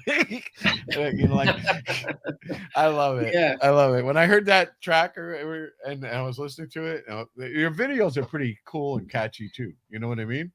I've seen some of your blues videos and stuff like that. Yeah, we got it. On Friends of the Blues too. We have a great song and video I wrote with Will Van Hand solo called "Fish Tank Blues." Yeah, I don't know if you've seen that. No, I saw the one with the puppets and stuff, which was. Yeah, I hate to see you go or love to watch you walk away. It was Fish Tank Blues. It's all about the fish. This little community of fish. Yeah.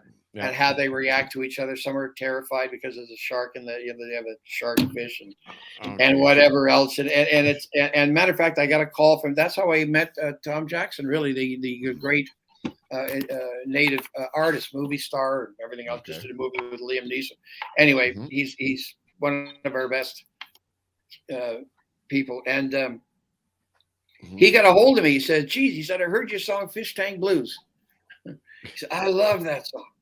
I just," and I said, "Wow, I can't believe it. I'm hearing from you. This is wonderful. I've been a fan, and imagine you contacted me because of Fish Tank Blues." You never know who's listening. That's it. No, well, isn't that true? It's true though. Native people, they get such a kick out of funny things. I saw this YouTube video recently or whatever. The guy's in a fishing boat. I don't know if this thing was staged or not. He's in a fishing boat. His girlfriend's there in the boat with him. All of a sudden, he hits this wave or something, and she goes flying up in the air and comes banging back down. He goes, "Hey, sit still. You're going to scare the fish."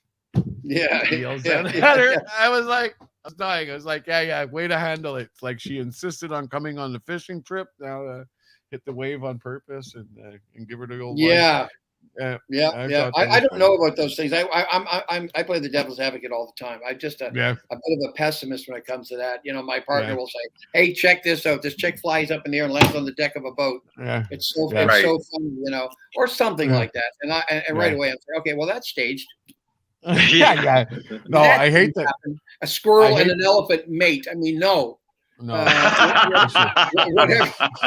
it is, I'm always the guy that says, "No effing way that happened." No, for sure. Especially those dumbass videos. You ever see the ones where they go, okay, I'm gonna do this.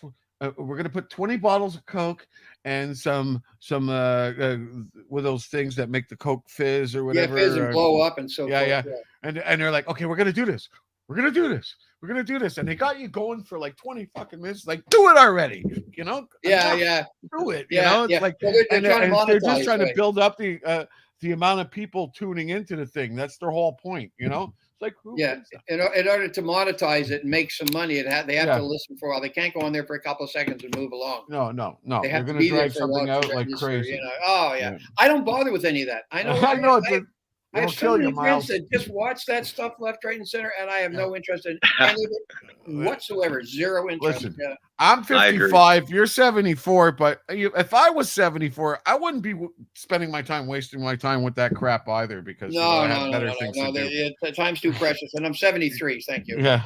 Oh, 73. Yeah. Don't age them there. I've got 5 months to go. There you go.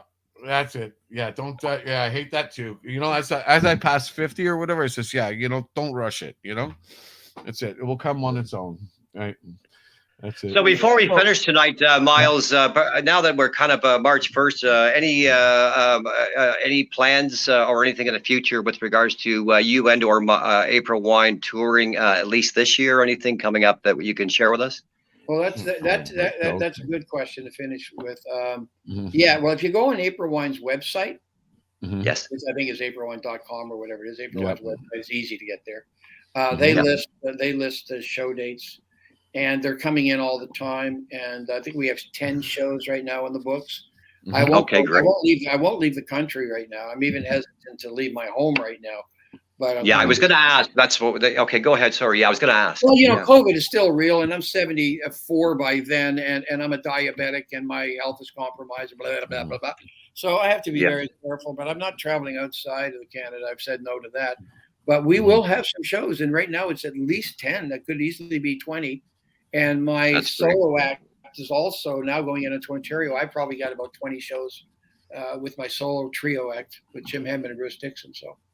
All right. So if you're coming Barrie way, I'll have to make sure I get over and see you there. I'm on Georgian Bay. I mentioned earlier, so just outside of Barrie. Yeah. Every time I think of Barrie, I think of a kitten. I remember April Wine was touring back there in the 70s, early 70s, probably about 73 or 4, and we were at a gas station truck stop in Barrie, Ontario.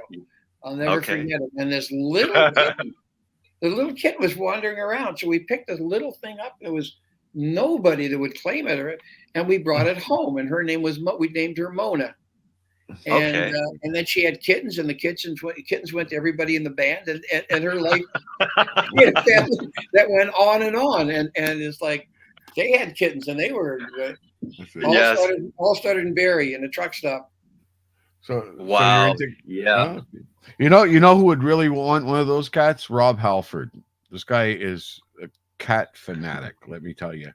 He had this cool t-shirt on one time. I was checking about.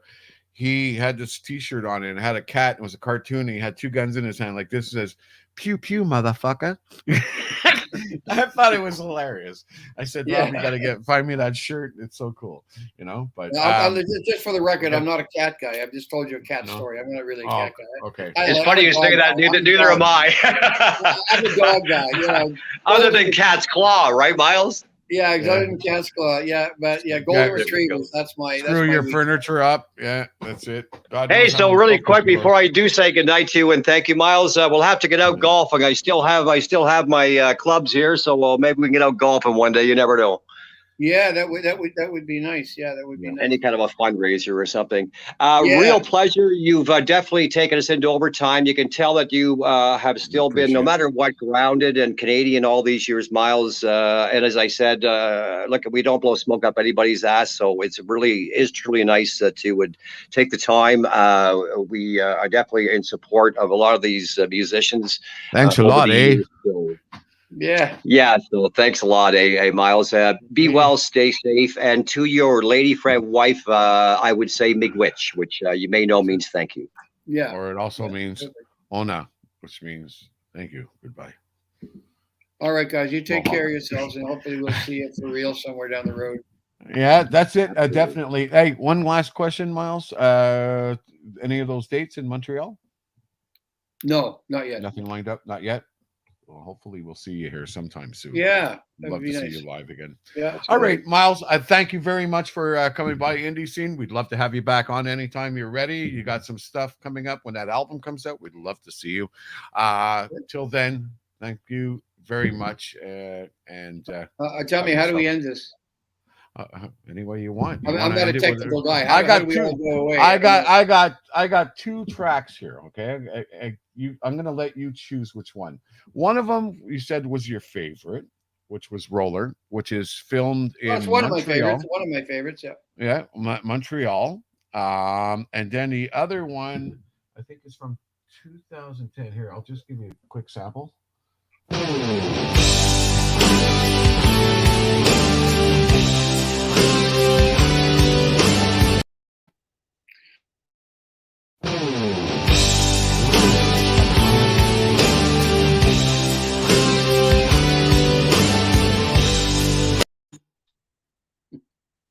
Yeah, we shot that video in San Francisco. That was on our comeback album after a 9-year hiatus, an album called what was it called? Anyway, that was the first single from it, called If You Believe in Me. Okay. Attitude was the album, Attitude, and that was our first gold CD ever in the history of the band, because CDs weren't around. When we took that break in 74 for 9 years, they weren't even around. Never heard of a CD. You went from vinyl to CD. Boom! 9 years later, right? That's our first release after that break. It became a certified gold CD, the first one ever. Yeah. That was a good album. Attitude is one of. Geez, I forgot about that. When you asked me to talk about my favorite albums, it's Stand Back and Attitude. Yes. More so than any other April Wine album. Attitude, boy. Oh, is that right? Wow. That's one kick-ass album. Oh, and not that the others ones aren't. I'm just I like your jewels. No, absolutely. Did it up in the Metalworks with my good friend Gil Moore from Triumph, and right. Yeah, and Noel Golden was the engineer on it, and I wrote that on my own, the whole album on my own. I had everything the way I wanted it to, and then Jerry Mercer and I, just the two of us, got together in a rehearsal hall in Montreal. We went through everything. Then I brought in Brian. Then I brought in that was built solid from the ground up, and it's one of my favorite albums. It rocks hard. Yeah. Excellent. So you said you wanted to know. Are you still connected with Terry Flood at all, Myles? No, I haven't seen Terry in a long time, but I hear he's doing fine. I hear he's okay. Okay. Or Donald. I don't know how Donald's health is. I hear he had a few issues, but I don't. So you asked the question. You said, "How are we going to end this thing?" or whatever. So I guess it's really hard to end something when you're having so much fun. I know, and I talk too much. That happens in old age. No, you don't, Myles. No, you don't, Myles. We were looking forward to it because sometimes you can interview an artist and they go, "I got 15 minutes of time or whatever," and don't go over. And you've been just an amazing charm. We appreciate the time that you gave us. And you can stick around for tea and biscuits if you want. It's not a problem. We got it all under control. That's it. At our age or whatever. That's what it is. No more beer and cocaine or anything like that. No, it's just no. Thank goodness. Tea and biscuit. Okay. Nobody can handle that anymore. In fact, I'm telling you, even my old man, he stopped drinking a while back. So that's it. Anyways, thank you very much. And thank you guys. and have yourself a good evening. And we'll see you again soon, Myles. If you're interested, folks, check out Myles Goodwyn at mylesgoodwyn.com, which is his individual thing. And also, as he was saying, check the concert dates coming up sometime soon at aprilwine.com, and go get his book, Just Between You and Me, available on Amazon. Elvis and Tiger too is yeah, people really like that. Alan Doyle's got the blurb on the front cover of it, by the way. But anyway, that's all good. It doesn't matter to me, but if they want to read it, that's cool. Yeah, no, I'm interested now. I want to go get a copy of it, and Just Between You and Me has all that stuff that April fans want to hear about. And the reason I wrote it and I dedicated it is to my family. Is because, well, first of all, I was never there. I was in the studio or on the road. But it's rock and roll. Rock and roll is a vicious game, buddy. Yeah. Somebody told me that one time. I don't know where I heard it before, but yeah. Rock and roll's a vicious game. So anyway, I decided to write the book before I go because I wanted people to know what really happened in April 1, because people hear different stories. Thank you, Myles. And I got to set it all straight. And I have to tell you guys, I was very lucky that Brian Greenway was there since 1977. So when I said this happened, and if you don't believe me, I had Brian backing me up the entire way because Brian was there. I didn't want people to say, "Oh, that's just Myles. That's not true. That's not true." Because the things that I did, people aren't necessarily would agree with me. Right. But certain things had to happen that weren't pleasant at all. But I say I'm friends with I think everybody I ever played with. And Brian is one of my Facebook friends also, or whatever, and he's just recently finally come to grips with sobriety and stuff like that, and just he's been dry for a while. Really well. How long? It's not recent. Quite a while. Yeah, I think it's at least 6 years. Yeah, 6 years. Yeah, 6 years. It could be. Yeah. Sometimes when the thing about our lifestyle is very, very difficult to avoid all those trappings. It's just there in our face, and everybody's in loud and party mode when you walk into your office to work. Everybody's in your face with a bottle, and it's just like, oh yeah, sure, It's that's one of the main things when I worked in mainstream radio, is that we had just finished going to an event, right? Doing an event, and we could be opening some club or something, but then it's like, oh, we're gonna go to another club after and drink again, It's it's all when party does this central. shit stop, It's all party central. Too much free shit. Yeah. Too much. And you know what happened to Janice and Elvis and people like that. The reason I wrote Just Between You and Me is exactly those reasons. Yeah. Thinking about people. I look forward to the read of it. Definitely. Huh? I look forward to the read of the book, Myles. Oh, yeah. Sure. All right. So we're going to play one of your, we're going to play that video, the one from Attitude, If You Believe in Me. Yeah. You got it. If you believe in me, we're going to say thank you very much, Myles, and good night. Right. Me and Junior will be back at you right after the video for some really cool information on indie scene. And once again, thanks a lot, Myles. Thank you, guys. I think I leave studio. What do I do? How do I get out of here? Oh, don't worry. I got you. I got you. All right. Just gotta, okay. I gotta Thanks. go to video now and then okay, hold on a minute. Am I in there? I got two mouses I'm running over here.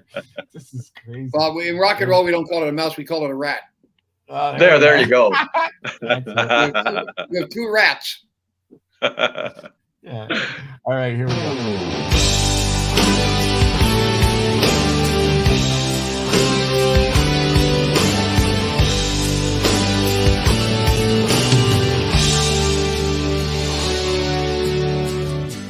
Sometimes it feels like you're a million miles away, and love ain't real, just a picture in a frame. And all I need is to look into your eyes. All I need is in your eyes. I don't know for sure if you feel the way I do. It's such a scary world, having lost the love of you. And all I'm thinking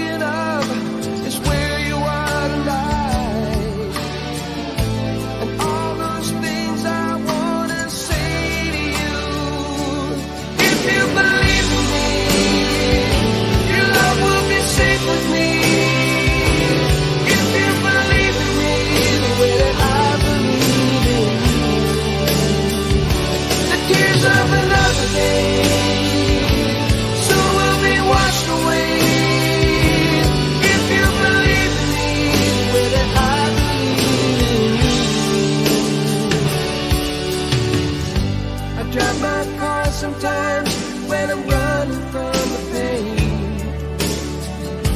I drive so far that I get lost in the rain. And even so, I still keep holding on. I can't believe how much I've been missing you. If you believe in me, your love will be safe with me. If you believe in me the way that I believe in you, the tears of another day soon will be swept away. If you believe in me the way that I believe in you, and all I keep thinking about, all I keep dreaming about, is the love for you.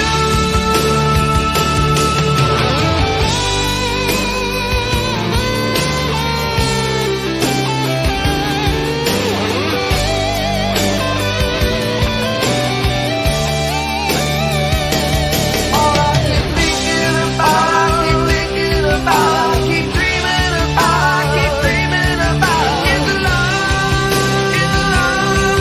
for you. If you believe in me, your love will be safe with me. If you believe in me the way that I believe in you, the tears of another day soon will be washed away. If you believe in me the way that I believe in you, if you believe in me, your love will be safe with me. Whatever you need from me, know that I'll be here for you. The joy of another day is only a breath away. If you believe in me the way that I believe in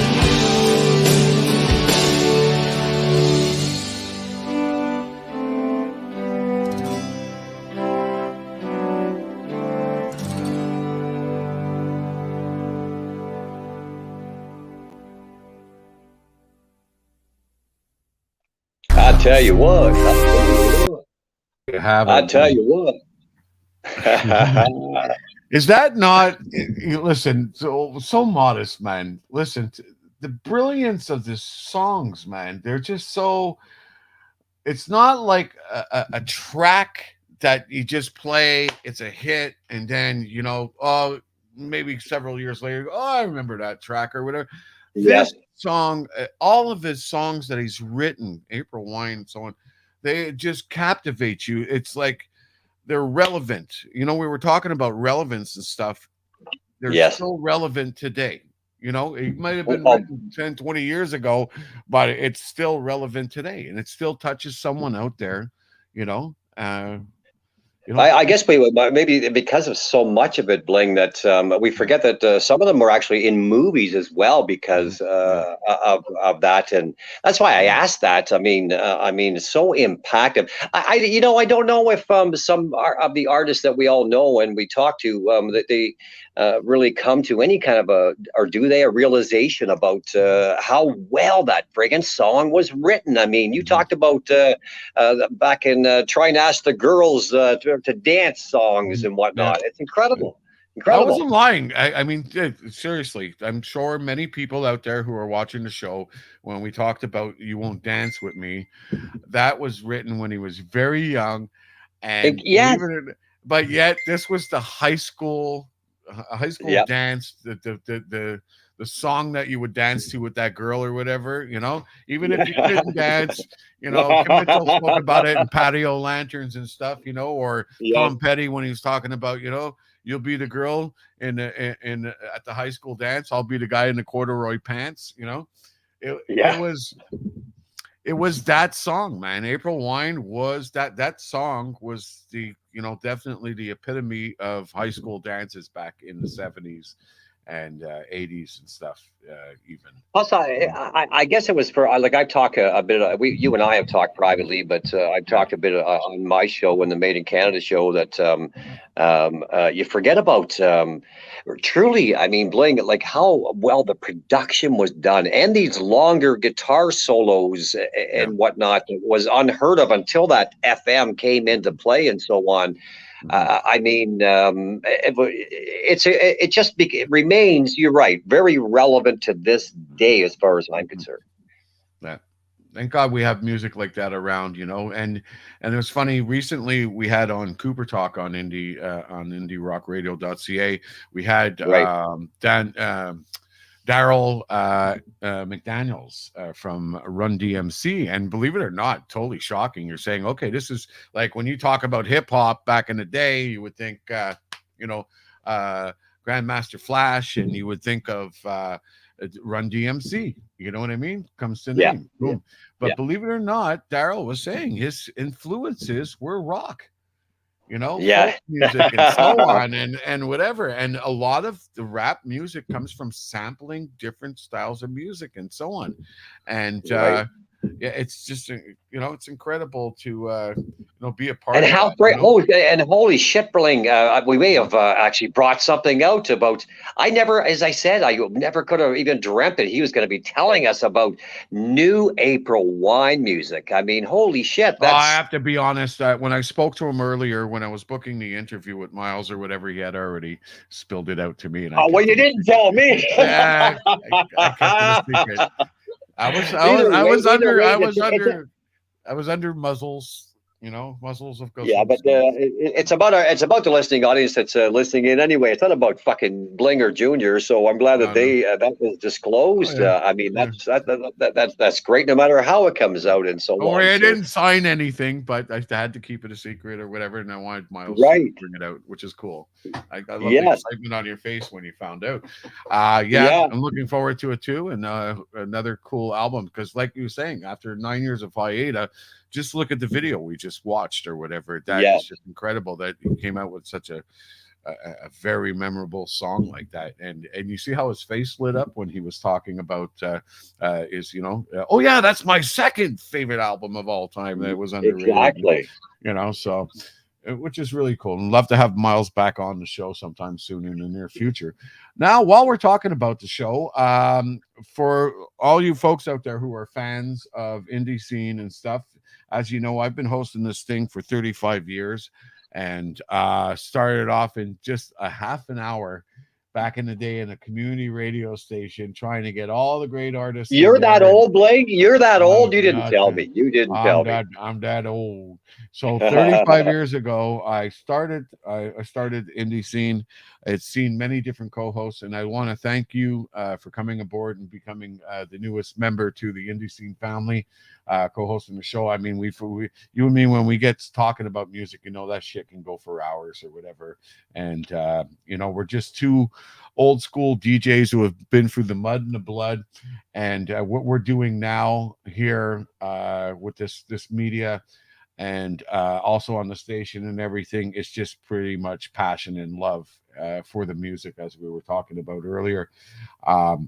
You know what? Yeah, it's great. It's great to get on board. That's what it's all about, though, Bling, as we've talked about off air many times on the phone and so on and so forth. That it's great to have a little bit of a new light under one's ass to be able to do what our passion is, and that is to play great music and any new stuff. And God love us that since we're going to be opening up soon, that we can get back to some live music and be able to do more. Right. So, yeah, man, I thank you so much for having me on board, both here and, of course, to be able to do the Made in Canada show. It's great to have fun again, is what I'm saying, Bling. Definitely. Oh, I'm having a great old time or whatever. And I'm happy, that, finally we're going to see some light at the end of the tunnel here. And, I mean, I started the station back in 2019, just my luck, of course. I'm out of the business for 6 years. I come back, I'm trying to get to, I said, okay, I'm going to go back into radio. I started playing at a few stations. I said, you know what, why don't I start my own shit? And lo and behold, I start in November of 2019. And what hits right after my first event, which was in February of 2020, after doing Blankfest, of course, COVID hits. And ever since then, we have been, trying to move forward with the station and get out there with the audience, because I'm a big promotion. I'm all about promotions, charity, all that stuff, whatever we can do for our community and our listeners or whatever, I'm all for it. But yeah, it's been restraining for everybody in this business, yourself, working at the clubs and stuff like that. It's been tough for everybody. So it's great to see that the light is at the end of the tunnel. And it was perfect time to bring indie scene back into the spotlight. Now, I haven't been hosting the show much, or what I had been doing is I was doing the other show and working a lot during the week where I didn't have a lot of time to do the show. But now we are going to be doing this show each and every Thursday live here on Facebook. Yes, we are. Mm-hmm. And the majority of the time, what we're going to be doing is we're going to be promoting independent music artists. So if you are interested in being on the show for an interview, or if you are interested in getting your music played on here, you simply have to send us an email at music. There it is right there. Oh, yeah. See, music at indierockradio.ca is the proper channels. Now, I also want to bitch out a little bit, because since I started this thing, everybody's been submitting music, and I've been very clear about this since the beginning. I love you all as artists, but you need to do your fucking homework. Yes, we gotta be direct, because if they want to get it played, then we gotta be direct. That's the way it is. So it has to be. Let you tell them exactly what we're saying. MP3 format is one, but go from there, Bling. And basically, what's been happening is everybody's been just lazy sending it off onto the admin account or through the main page or whatever. But if you go onto our contact us sheet on our website, it's clearly there's a big huge sign there that says, hey, this Take is the time, to submit the music. Read it. People read it. Okay, here's what we'll do. Let's test them right now. Okay. So we're gonna the next 3 artists. Okay, I'm gonna put you on the spot. The next 3 artists that are listening and follow the format, we'll feature them in the next couple of weeks. We'll give them a plug. How about we do that? That's it. Sounds like. Okay, so the next 3. That follow the format. But anybody who sends it to the wrong email address, other than music@indierockradio.ca, that's not our thing. By now, I've been sending out messages, being very cool about it, and saying, oh, sorry, you sent it to the wrong place. Oh, you sent it to the wrong place. And we also have a format. When you send it to us straight, direct on MP3, I don't want any third-party accounts like GarageBand or Spotify or this and that. That's right. It's just too much work for us. I have so many submissions I get every week. And especially the most frustrating thing is when you don't send the following instructions, or if you still, after all this time I've been saying, don't send it to admin or anywhere else, you're still sending it there. Well, don't be surprised if I'm just going, blick, I'm deleting, and I'm not even paying any attention to it, because I think I've spoken long enough about it. I've been very clear. There's been many signs up about how to submit the music. We love you as independent music artists, but I'm not here to hold your hand. Okay, I'm here to promote you, and you know what? If anybody's been promoting it, I mean, 35 years is a long freaking time, people. And I'll get you out there. I'll push you like crazy. I'll do the best. And in fairness, if they're having any difficulties for whatever reason, we will be polite and just send a message off to us, either your page or mine, and we'll make sure that you're directed properly in that. So, but so we're starting this new and fresh, which is fabulous in regards to that. And yes, we are. That's another reason why I got on board, folks, with Indie Rock Radio, so that we can get some kind of coverage, and of course airplay for new artists, and cover of course great music of all sorts. And I was hesitating there because it's been so long, Bling. What I'm saying is oh my God, I said this earlier because it's anyway to get it out. Live music is coming again. Yeah. Oh my God Almighty! So we're going to be out doing that as well. Yeah. Maybe. Definitely Yeah, some really concert series and stuff like that. We're going to be, yeah. showcasing the bands and stuff. Hopefully, if everything does open up by the summer, it'd be nice to do a summer showcase or whatever with some cool bands. I do know that I'm going to a private event with some friends of mine up here. It's going to make you jealous, Junior. Of course. It's called the Brussels Bash, and Yeah. it's a friend of mine or whatever. Well, Lee, who was supposed to host the sports show, but he's on hiatus at the moment until we get this thing laid out properly. But Lee has he's a drummer. He has a big jam party every year at his place. And because of COVID, it hasn't gone on in a few years.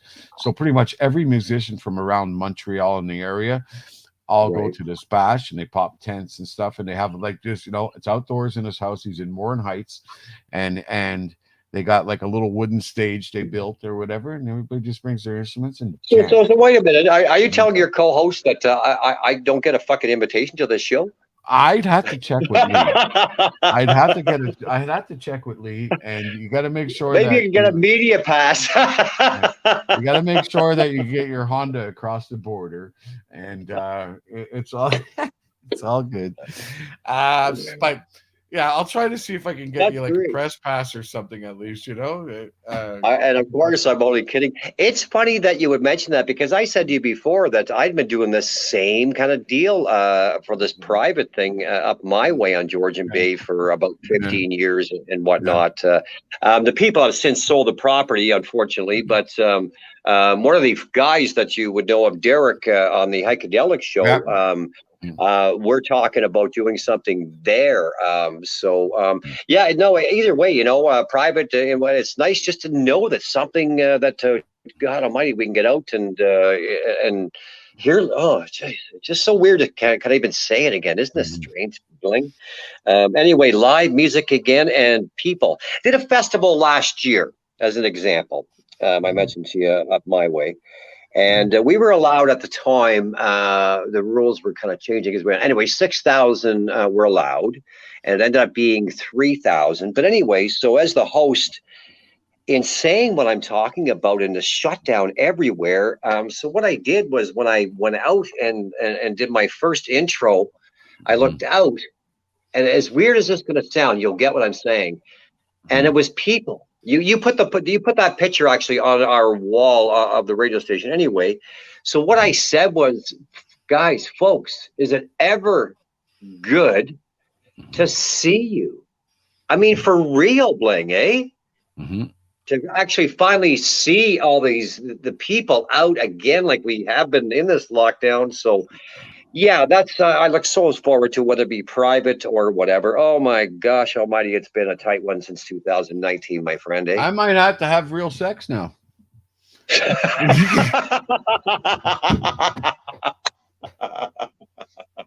Well,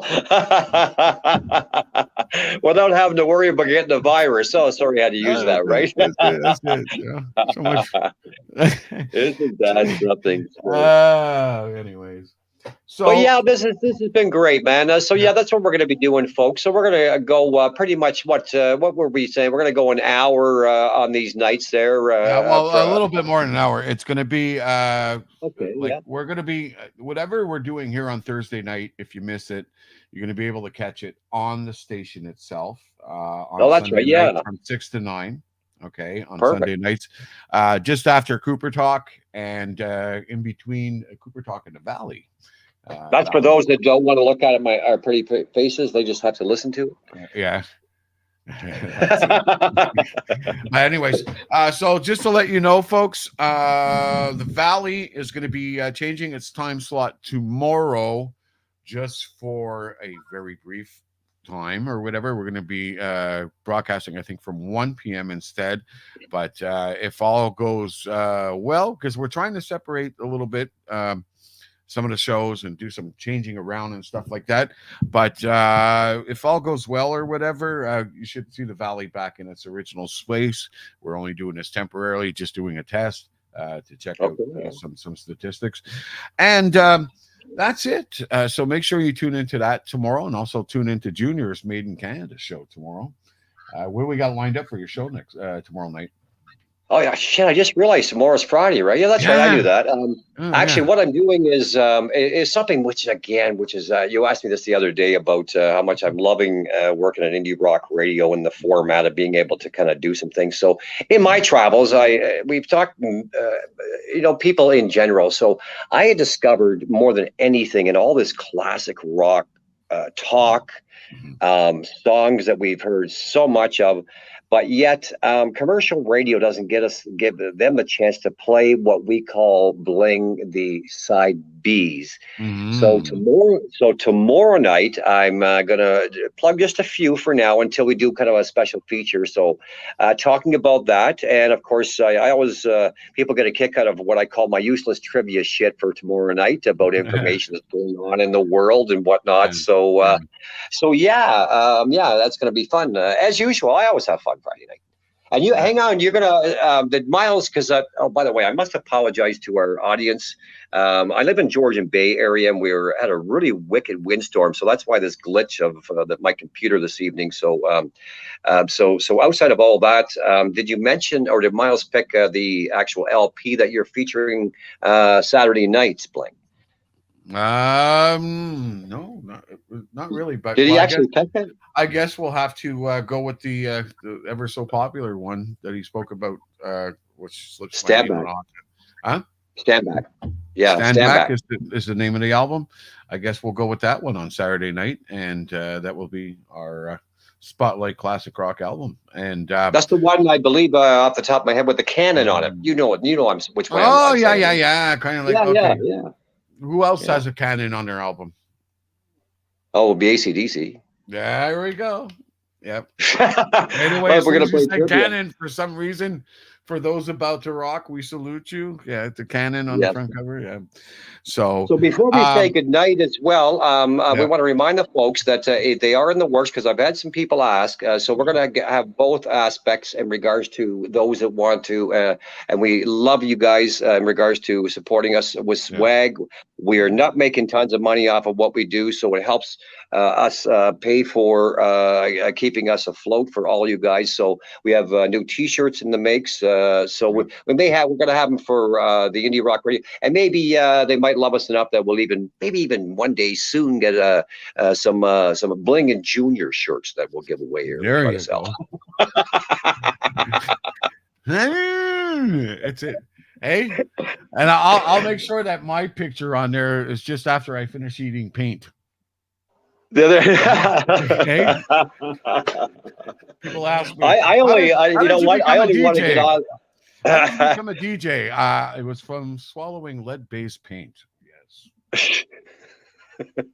Which caused my ADHD. Well, what is the difference between ADD and ADHD? Well, it's very simple. Yeah. ADHD. ADD is a learning disorder, and ADHD, people do radio. Right. Yeah. In my prime years, I got into the industry of radio simply from a line that came from, I can't remember the famous actor. Wait, let me guess. Anyway. Get out of the basement, Junior, and get a job. Right? Nope. It was this. It was, come up and see me sometime, and I'll have nothing on but the radio. By the way, wasn't that freaking funny? Hey, I love that song, man. Myles. Hey, I hate to see you go, but I love to watch you leave. I've heard this that line, and that's obviously where it was from and something. So yeah, funny. Is that hilarious or what? Great line. So anyway, we're just about at the end of our show. Good night, folks. Thank you very much. We look forward to talking to them. Hold on, we still got a little bit more information. We got just to let you know, we're going to be playing on this social media thing. We're going to be asking you, when you submit your music, also to send along a video of your band if you have a new release or whatever. And it will end up on the show. Please keep in mind that we're not big about censorship and all that stuff, but any sort of, we do have like to keep our audience happy and cool. So anything that's in reference or whatever to like Cookie Monster music or any sort of satanic verbs or whatever, sorry, Right. you might not make it to the pack or whatever, just because It will be screened. Yeah. The reason why you have to understand is that we have a big Christian following, which is our main source with the Valley. And also, and trust me, I constantly get emails all the time about the thing. The other reason is also because we're part of Made in Canada Mall.ca. So imagine going into a shopping mall and all of a sudden you get and shit like that or whatever. You know, it's like, are you going to stick around at the mall? No, you know, it's like, well, so we want to keep our sponsors and all these people happy or whatever. So that's right. So. You know what I mean? Folks, that's where our audience is, so we'll be good with all that. So yeah, right on. Boys. Okay, so I'll say good night from me. I'm Junior, and I'm Bling, and this is Indie Scene, and we'll see you all again next week, same time, same place. And if you want to hear a repeat of the interview here with Myles Goodwyn, you can check it out this Sunday from 6 to 9 p.m. Eastern Standard Time. Peace out, A-Town. Good night, folks. See you next week. See you later.